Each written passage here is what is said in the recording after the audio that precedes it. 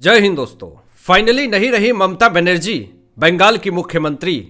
ममता बनर्जी ने अपना प्रोफाइल तो बदला लेकिन पूर्व सीएम नहीं लगाया।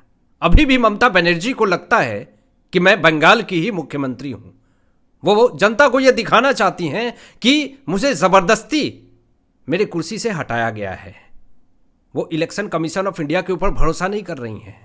पश्चिम बंगाल की जनता ने जो भरोसा बीजेपी पे जताया है, उनको ये भरोसा नहीं हो रहा है कि पश्चिम बंगाल की जनता ने मुझे कैसे हटा दिया बंगाल की सत्ता से।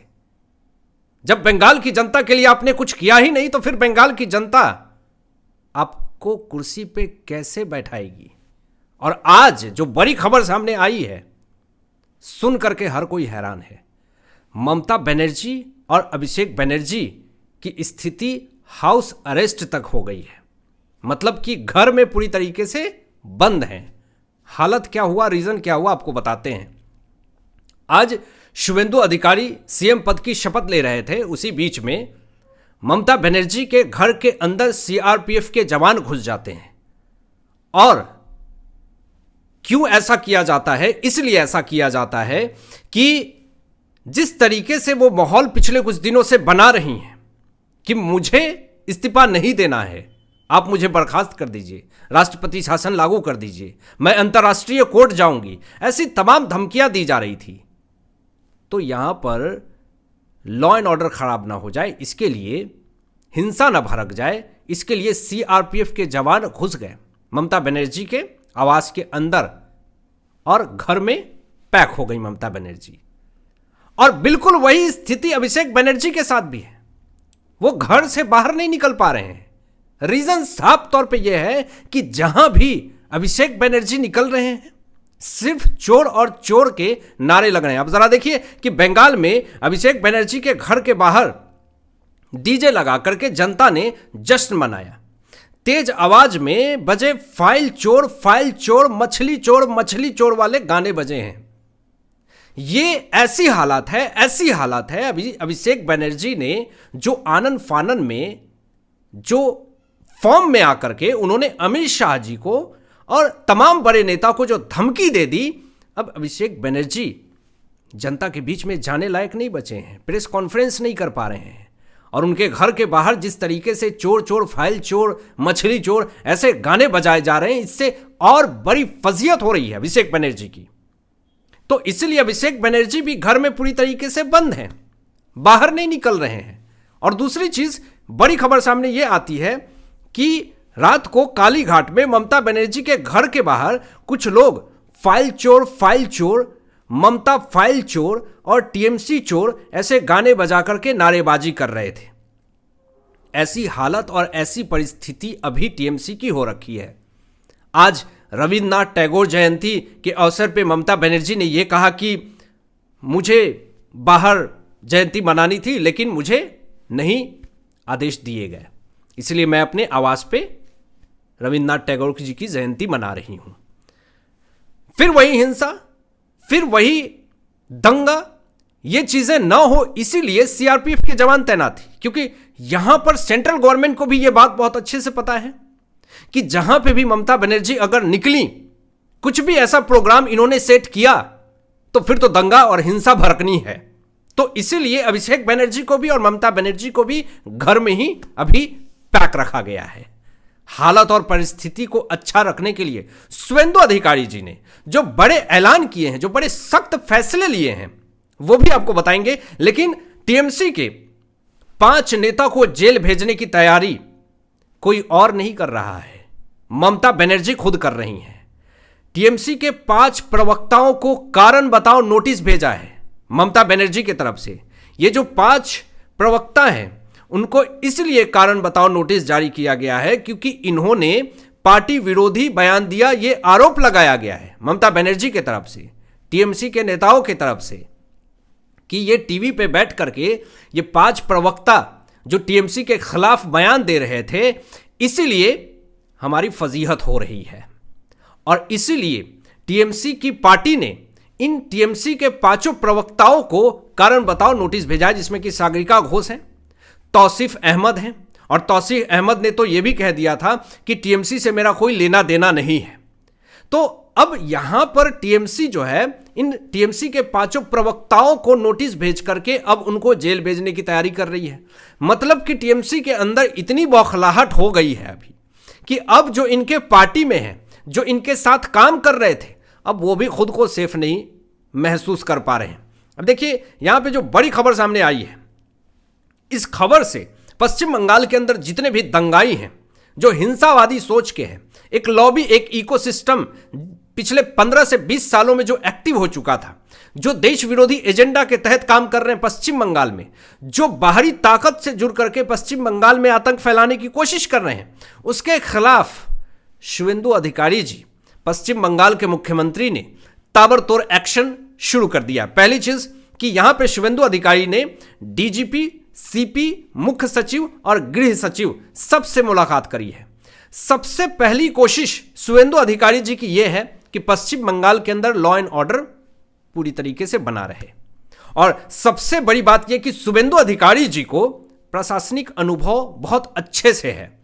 पहले वो मिनिस्टर रह चुके हैं, तो उनको बहुत अच्छे से पता है कि कहां पर सिंडिकेट चलाया जा रहा है। टीएमसी से भी जुड़े हुए थे, तो इनको सब पता है कि किस तरीके से सीधा करना है दंगाइयों को, किस तरीके से जो हिंसावादी विचारधारा के लोग हैं, जो बंगाल के अंदर हिंसा भड़काने की कोशिश कर रहे हैं, यह शुवेंदु अधिकारी जी को बहुत अच्छे से पता है। और सबसे प्लस पॉइंट यह है कि असम में, बिहार में और उत्तर प्रदेश में तीनों जगह पे बीजेपी की सरकार है, तो पश्चिम बंगाल को बहुत ही राहत मिलने वाली है तीनों स्टेट से। और दूसरी चीज यहां पर यह कि शुवेंदु अधिकारी जी सख्त पे सख्त एक्शन ले रहे हैं। और यहां पर आपको यह भी बता दूं कि जो अमित शाह जी का, शुवेंदु अधिकारी जी का जो ये सपना था सुनार बांग्ला का, वो शायद अब पूरा होता हुआ दिख रहा है। जो ममता बनर्जी ये बार बार कह रही थी कि 8 बजे के बाद महिलाओं को, लड़कियों को बाहर निकलने की क्या जरूरत थी, आज शुवेंदु अधिकारी की सरकार में लड़कियां स्कूटी से घूमने निकलेंगी भी 8 बजे के बाद और सुरक्षित घर भी वापस लौटेंगी। और अगर किसी ने गलत काम करने की कोशिश करी तो ऊपर से नीचे तक तोड़ाई भी शुरू हो जाएगी। अब इसी बीच में एक बड़ी खबर दोस्तों सामने ये आ रही है कि बंगाल राजनीति में अब नई हलचल शुरू हो चुकी है, जिसमें कि शुवेंदु अधिकारी के अब सलाहकार जो बनाए गए हैं सुभद्रा गुप्ता। अब ये कौन है, क्यों इतनी राजनीति में नई हलचल पैदा हो रही है, आपको बता दूं। इलेक्शन कमीशन ऑफ इंडिया के स्पेशल ऑब्जर्वर अब शुवेंदु अधिकारी के राइट हैंड सुभद्रा को नियुक्त किया गया है। शुवेंदु अधिकारी के सलाहकार नियुक्त किए गए। अब देखिए, चुनाव आयोग के विशेष पोल ऑब्जर्वर रहे हैं सुभद्रा गुप्ता, और ये जो मुख्यमंत्री के सलाहकार बने हैं, इससे पश्चिम बंगाल के अंदर लॉ एंड ऑर्डर और पूरे अपराध, भ्रष्टाचार, ये तमाम चीजों पे बहुत बड़ी सख्त कार्रवाई होगी। अब इसी बीच में देखिए 2 बड़े एक्शन शुरू हो गए हैं। पहला चीज ये आरजीकर मामला और दूसरा संदेश खाली। इन दोनों चीजों पे पहले ही ऐलान कर दिया है शुवेंदु अधिकारी ने कि अब फिर से फाइल खुलेगी, फिर से जांच बैठेगी, इसमें जो भी आरोपी होगा उसको सख्त से सख्त सजा मिलेगी। इसी बीच में शुवेंदु अधिकारी के माताश्री ने भावुक होकर के यह कहा कि अब आरजीकर पीड़िता को न्याय मिलेगी। और यह भी कहा शुवेंदु अधिकारी के माताश्री ने कि बेटे से आरजीकर केस में न्याय, महिला की सुरक्षा और गरीबों के हितों के लिए काम करने की अपील करी है। माताश्री बहुत ज्यादा प्रसन्न हैं, खुश हैं। शुवेंदु अधिकारी जी को मुख्यमंत्री बनाया गया पश्चिम बंगाल का। आजादी के बाद पहला सनातनी बीजेपी का मुख्यमंत्री शुवेंदु अधिकारी पश्चिम बंगाल के बनाए गए। पूरा देश गौरवान्वित महसूस कर रहा है, सिवाय जो वामपंथी लिबरल लोग हैं, लेफ्ट लोग हैं, उनको बहुत ज्यादा अंदर से खलबलाहट हो रही है, तकलीफें हो रही है।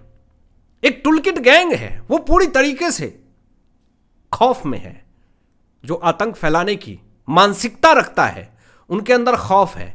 अभी इसी बीच में मैं आपको बताऊंगा, अमित शाह जी ने भी एक बहुत बड़ा ऐलान कर दिया है। लेकिन ब्रिगेड मैदान में स्मारक बनाया गया दोस्तों, ये हिस्टोरिकल, ऐतिहासिक पल है। आज का दिन ऐतिहासिक पल है और किसी भी बीजेपी के कार्यकर्ताओं की अगर जिंदगी गई है उसको भूला नहीं जाएगा। यह स्मारक जो बनाया गया है दोस्तों, हिंसा में जो मारे गए हैं बीजेपी के कार्यकर्ता, उनको श्रद्धांजलि दी गई है और उनका स्मारक बनाया गया है। वो लोग शहीद हो गए। जिस तरीके से 1947 में भारत देश को आजाद किया गया था, बहुत सारे क्रांतिवीर, बहुत सारे ऐसे लोग हैं निर्दोष लोग जो मारे गए थे, लेकिन आज भी देश उनको याद रखता है, जिनकी जिंदगी खत्म हुई आज भी उनको श्रद्धांजलि दी जाती है। बंगाल में भी बिल्कुल वैसी स्थिति थी, ऐसी स्थिति थी जिस कारण से आज उन बीजेपी के कार्यकर्ताओं के मारे जाने पर उनको श्रद्धांजलि दी जा रही है, उनका स्मारक बनाया गया। अब इसी बीच में देखिए एक बड़ी खबर सामने आ रही है कि बंगाल विधानसभा पर अब भगवा रंग लहरा रहा है। आपको बता दें कि लाइट से आप देखिए कि बंगाल विधानसभा पे चारों तरफ भगवा हो गया। पहले यही बंगाल विधानसभा जो है वो नीला और हरा रंग का दिखता था, लेकिन जैसे ही बीजेपी की सरकार पश्चिम बंगाल के अंदर बनती है वैसे ही भगवा रंग में मय हो जाती है। इसी बीच में अमित शाह जी ने एक बड़ा ऐलान कर दिया। बड़ी खबर सामने ये आती है कि अमित शाह जी कह रहे हैं कि आज त्रिपुरा में, असम में, अब बंगाल में भी हमारी सरकार बनी है। घुसपैठ और गौ तस्करी असंभव होने वाली है। तो जो घुसपैठ करके बैठे हुए हैं वो तो अब भारत छोड़ छोड़ करके भाग रहे हैं, बांग्लादेश या फिर कहीं से भी आए हैं उठ करके, जो फर्जी तरीके से आए हैं, अवैध घुसपैठिए हैं, वो भाग रहे हैं। और गौ तस्कर, ये जो पाप करी जा रही है उसको भी खत्म किया जा रहा है। अभी देखिए ममता बनर्जी पश्चिम बंगाल में ये माहौल बना रही थी कि जैसे ही आएंगी बीजेपी की सरकार तो दिल्ली से कंट्रोल किया जाएगा, दिल्ली का कोई मुख्यमंत्री होगा जो पूरे पश्चिम बंगाल पे राज करेगा। आज देखिए अमित शाह जी जो कहे वो किए। उन्होंने कहा कि पश्चिम बंगाल की माटी में पलने वाला, माटी से खेल करके बड़ा हुआ, बंगाली बोर्ड से पढ़ा हुआ, बंगाली बोलने वाला, बंगाल का जन्मा, वही पश्चिम बंगाल का मुख्यमंत्री बनेगा। आज बना दिया शुभेंदु अधिकारी जी को। और यह भी कहा गया कि बीजेपी की सरकार आएगी तो मछली आपको खाना रुकवा देगी, कल्चर खत्म कर देगी बंगालियों का। लेकिन दोस्तों आज देखिए कि भाजपा बंगाल की संस्कृति को मिटा नहीं रही है और बढ़ा रही है। आज पूरा कोलकाता ढाकियों की गूंज से भर गया।